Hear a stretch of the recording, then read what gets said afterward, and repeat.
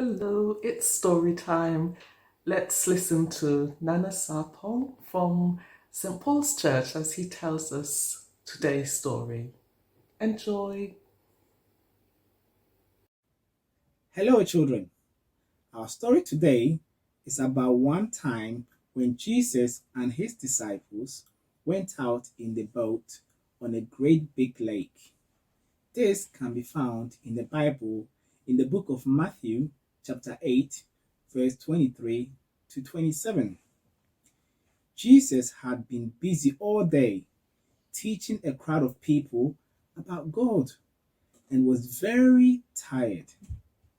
It had been such a long day, and Jesus decided that he and his friends should get into a boat and go to another side of the lake. This lake is so big that it is called the Sea of Galilee. Jesus must have needed to take a break from all those people. So, Jesus and his friends got into a boat to row across the lake. Jesus was so tired, he lay down and went to sleep.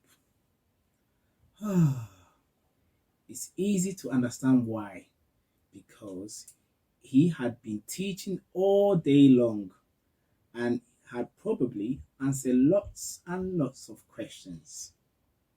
While Jesus was asleep, his disciples were sailing the boat. Some of them had been fishermen before they became Jesus' disciples. They had grown up fishing and sailing in boats on that same lake. But that night on the lake, and without warning, a furious storm came up on the lake, so that the waves swept over the boat.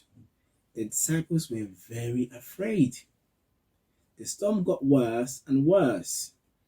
And guess what? Where was Jesus during this time? Yes, you are right. He was still asleep. How could he sleep during such a storm?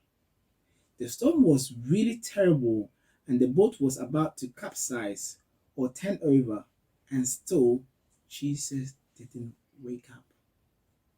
So the disciples decided to go wake me up. Scared out of their minds and thinking that they were about to die, they shouted something like, "Jesus, wake up! We are about to drown! Don't you even care?" They were pretty surprised about what Jesus did next.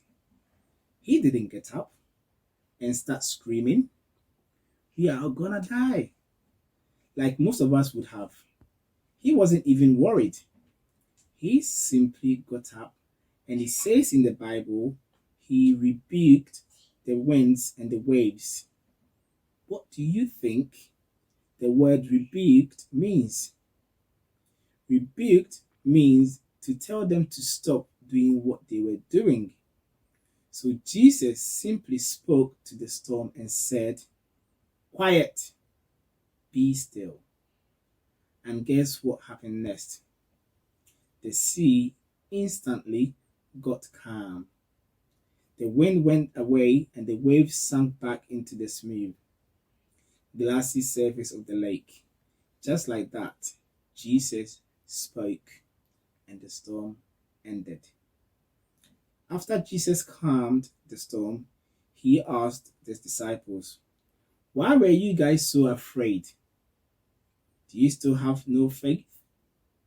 The disciples had been with Jesus and had seen his miracles and heard his teachings. So it was a big surprise that they still didn't realize what he could do. After the winds and the waves settled down and got still and quiet, the amazed disciples said to each other, "What kind of man is this?